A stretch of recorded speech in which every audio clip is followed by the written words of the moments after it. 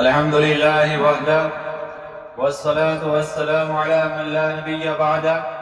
أما بعد، فقد قال الله تبارك وتعالى في القرآن الكريم والفرقان الحميد: أعوذ بالله من الشيطان الرجيم. بسم الله الرحمن الرحيم. وجعلناه نطفة في قرار مكين ألم نخلقكم من ماء مهين. وقال تبارك وتعالى: هل أتى على الإنسان حين من الدهر لم يكن شيئا مذكورا. صدق اللہ العظیم.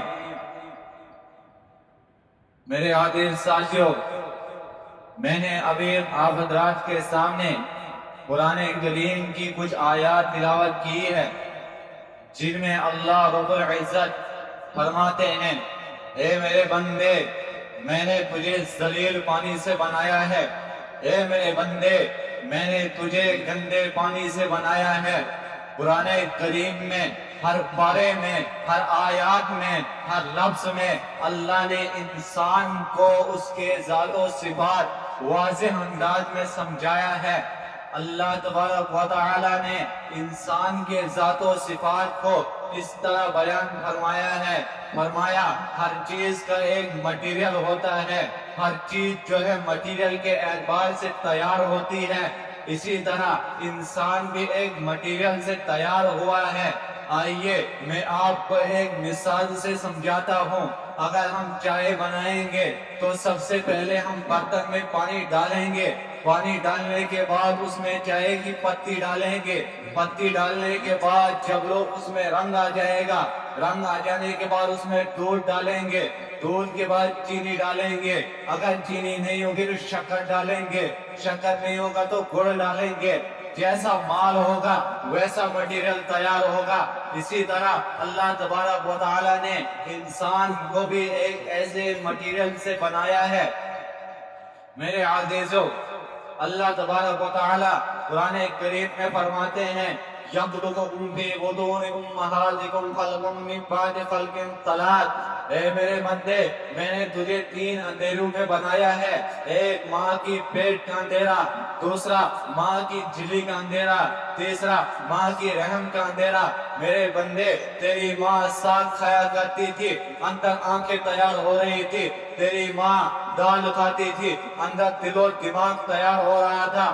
تیری ماں ترکاریاں، سبزیاں، گوشت کھاتی تھی، اندر ہڈیاں تیار ہو رہی تھی. اے میرے بندے، یہ زمین جس پر تم چلتے ہو، یہ آسمان جس کے نیچے تم رہتے ہو، یہ زمین جس پر تم اپنا گھر بناتے ہو، جس پر تم اپنا کام و کاج کرتے ہو، ان سب کے بنانے والا کون ہے؟ اے میرے بندے، اس آسمان میں سورج نکلتا ہے، اس سورج کو چلانے والا کون ہے؟ اس سورج کو بنانے والا کون ہے؟ یہ چاند جس کو اللہ تبارک و تعالی رات میں نکالتا ہے، اپنے حکم سے چلاتا ہے. یہ ستارے جو آسمان میں روشن ہوتے ہیں، ان سب کے بنانے والا کون ہے؟ اللہ تبارک و تعالی کہتا ہے: اے انسان، تو اپنے آپ میں دیکھ لے کہ تیری آنکھیں کس نے بنائی، تیرے سر کے بال کس نے بنائے، تیرے کان کس نے بنائے، تیری زبان کس نے بنائی، تیرے پیر کس نے بنائے، تیرے ہاتھ کس نے بنائے. ان سب کا بنانے والا کون ہے؟ اللہ تبارک و تعالی فرماتا ہے: ذالکم اللہ ربکم لہ الملک. اے میرے بندے، ان سب کا بنانے والا میں ہوں. میرے عزیزو، انسان کو اپنی تخلیق کے اندر غور کرنا چاہیے کہ میرا مٹیریل کیا ہے.